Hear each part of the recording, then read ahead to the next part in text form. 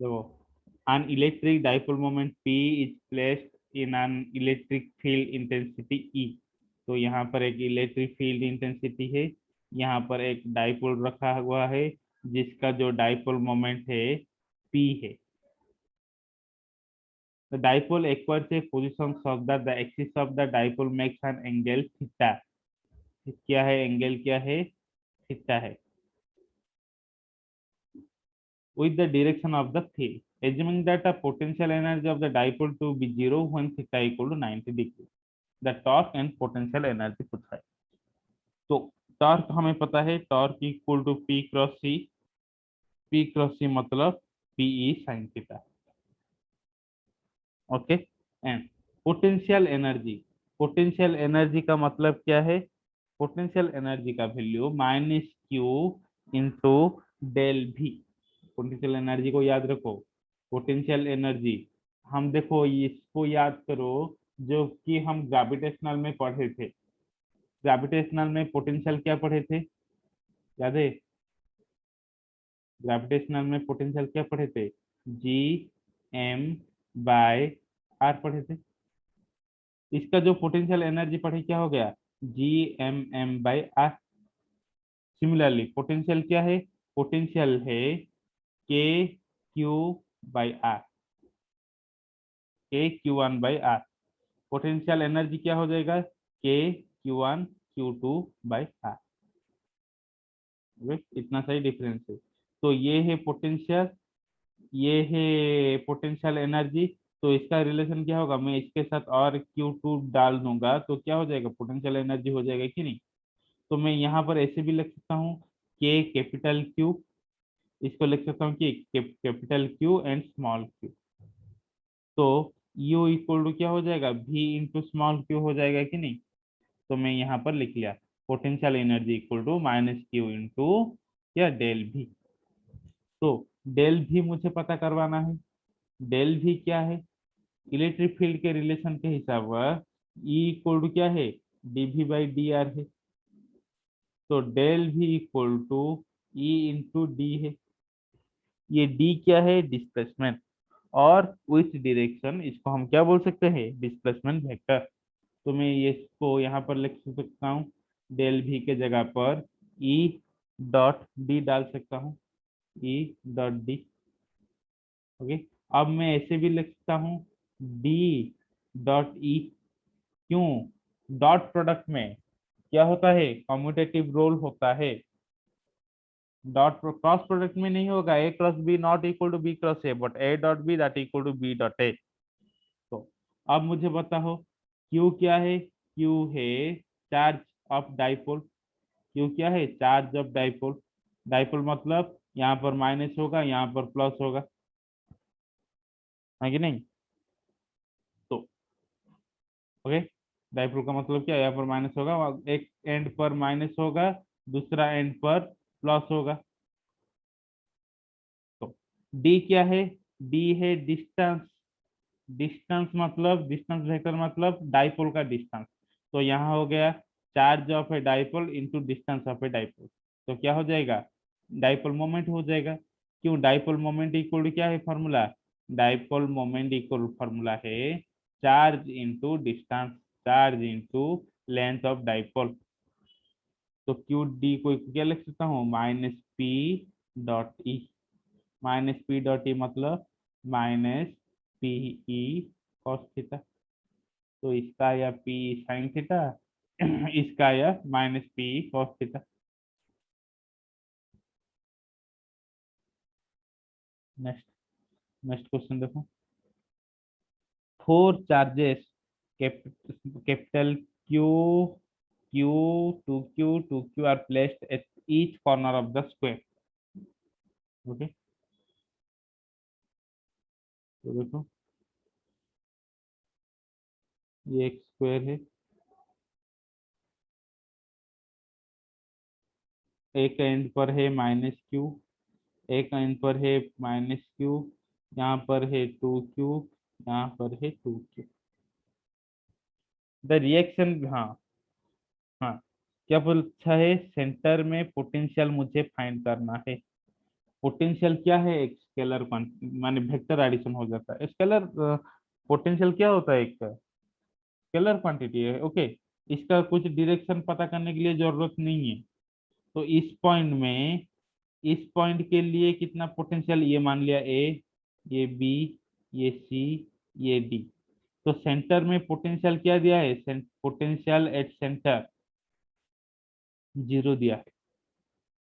तो ए पॉइंट के लिए पोटेंशियल क्या हो जाएगा, -q by 4 pi epsilon not R, मतलब इसका जो डिस्टेंस है, मैंने मान लिया ये जो स्क्वायर का जो डिस्टेंस लेंथ है ए है।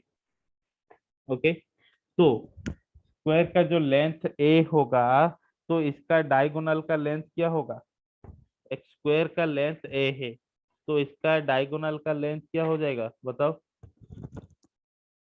तो डायगोनल का लेंथ क्या हो जाएगा, A square plus A square root of that equal to √2a।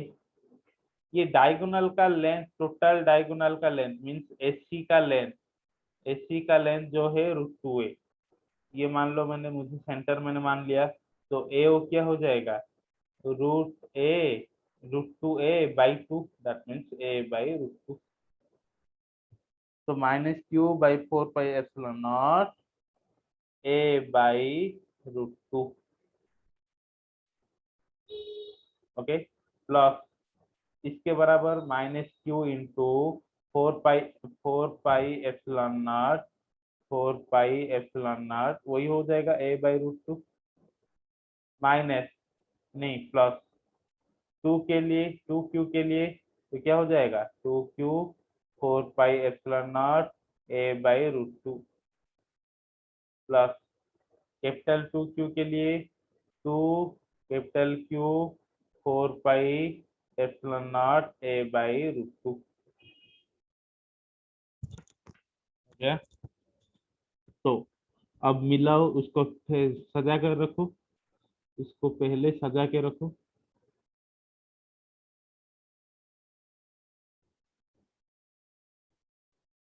क्या हो जाएगा इसका, -√2q/4 pi epsilon not a, -√2q/4 pi epsilon not a।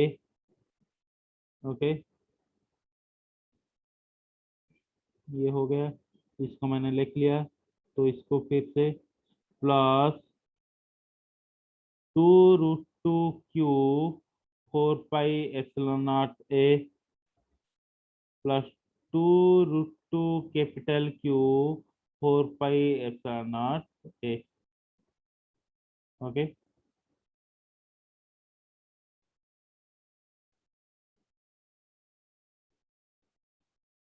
आ गया।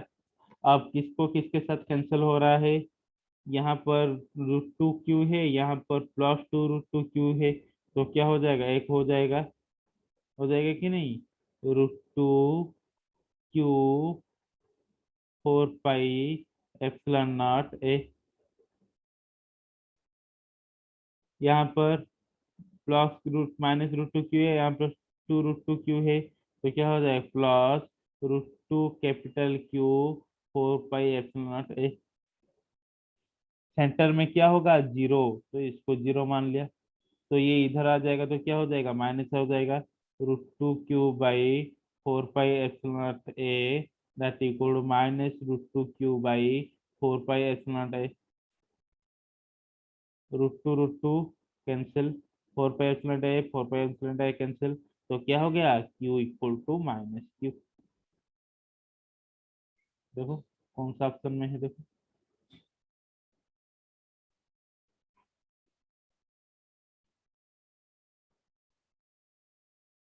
Option 3। Next question.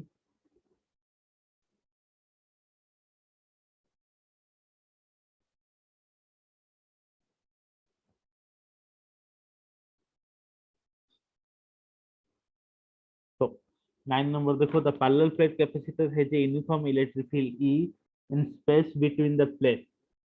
If the distance between the plate is d, the area of the plate capacitor A, the energy stored. तो energy stored क्या है formula, half C V square. Okay, तो C equal to क्या है, epsilon not A by D.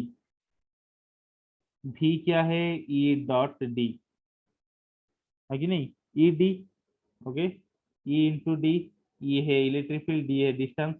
तो half epsilon nought A by D E into D का whole square. तो क्या हो जाएगा, half epsilon nought A by D into E square into D square.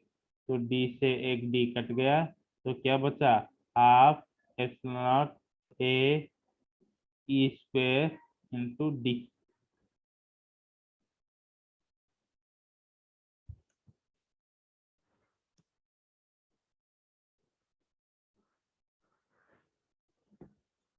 हो गया।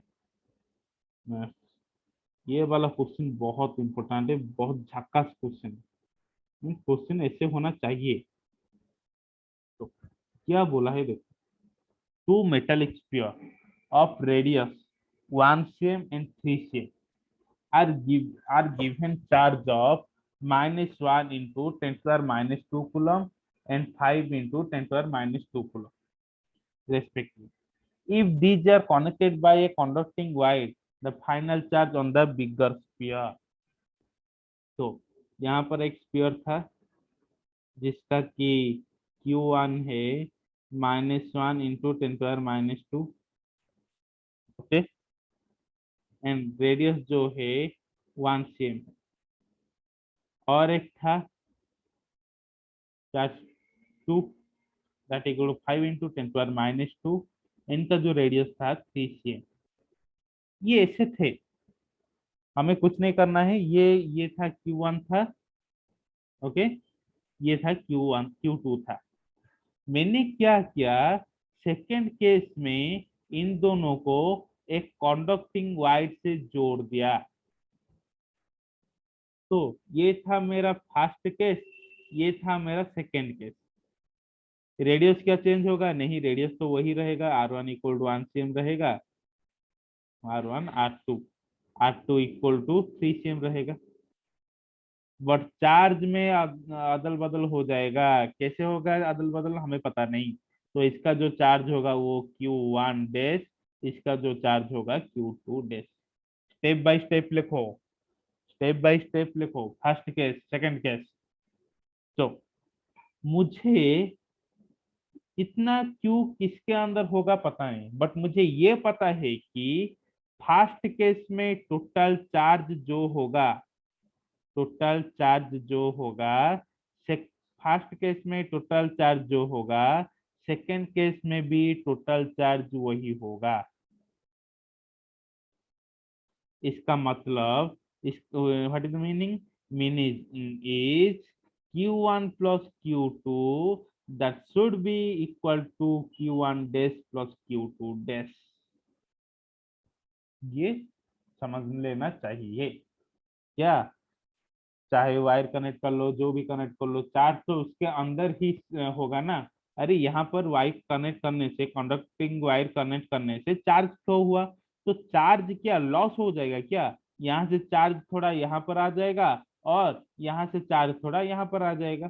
तो चार्ज इनके इन दोनों के अंदर ही तो आएगा, ऐसे थोड़ी ना चार्ज बाहर हो जाएगा, नहीं। तो इसका जो टोटल चार्ज, ये जो दोनों का जो टोटल चार्ज, इन दोनों का जो टोटल चार्ज वो सेम ही तो होगा। तो टोटल चार्ज क्या हो जाएगा, मिला दो, इन दोनों को मिला दो, टोटल चार्ज क्या हो जाएगा, 4 into 10 to the power -2। Total charge equal to क्या, 4 into 10 to the power -2।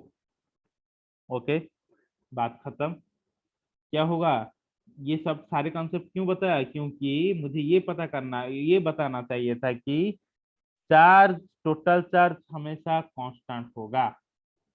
Okay, तो यहाँ पर मुझे टोटल चार्ज मेरा मिल गया। अब देखो अब क्या फंडा है, अब ये बोला है कि वायर कनेक्ट हुआ। अरे वायर कनेक्ट होने का मतलब क्या है, वायर कनेक्ट होने का मतलब है पोटेंशियल सेम करवाना। ये लिख लो कि कहाँ गया question, connected by a conducting wire, इसका मतलब कि इस सेकंड केस की इस पेयर में एंड इस पेयर में पोटेंशियल सेम होगा। मैंने मान लिया इसका पोटेंशियल V1, इसका मैंने मान लिया पोटेंशियल V2, तो V1 that equal to V2 होगा। तो V1 क्या formula, K Q1 dash by R1 that equal to K Q2 dash by R2। तो K1 कैंसिल, तो क्या हो गया, Q1 dash by Q2 dash that equal to R1 by R2। क्या होगा, Q1 dash by Q2 dash equal to R1 by R2। तो हमें पता है टोटल, मैं इसको ऐसे लिख सकता हूँ Q1, क्या मुझे मिल गया, Q1 dash by Q2 dash equal to R1 by R2। तो मैं इसको ऐसे लिख सकता हूँ Q1 dash by Q2 dash, R1 क्या है, R1 R2 का रेशियो क्या है, 1/3 तो 1/3 हो गया। मुझे ये पता है कि Q1 dash plus Q2 dash equal to क्या है, 4 × 10⁻² कूलम, एंड इन दोनों का जो रेशियो है 1/3 है। तो Q1 डैश Q2 डैश में पता नहीं कर सकता हूँ क्या, अच्छे से सुनो, अच्छे से सुनो। क्या मुझे पता है, Q1 dash plus Q2 dash का वैल्यू मुझे पता है, एंड Q1 बाई Q2 का रेशियो मुझे पता है। तो 1/3, तो 4 रेशियो बराबर 4 × 10⁻², 1 रेशियो बराबर 1 × 10⁻², 3 रेशियो बराबर 3 × 10⁻²। क्या पूछा है, final charge on the bigger sphere. Bigger sphere मतलब जिसका रेडियस एक 3 cm का रेडियस वाला स्फीयर है, एक 1 cm वाला रेडियस वाला स्फीयर है, तो कौन सा बिगर है, ये वाला बिगर है। तो 3 पार्टिकल टू चार्ज क्या हो जाएगा, 3 × 10⁻²।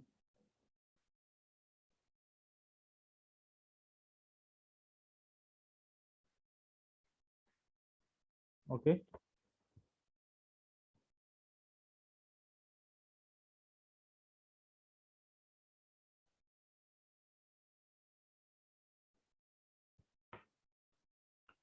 आज इतने में से ही रुकने दो।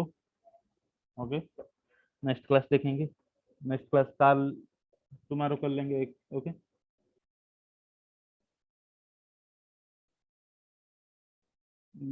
कल होगा, परसों होगा, 4 तारीख में नहीं होगा। ओके, फिर से 5 लेफ्ट हो जा। ओके।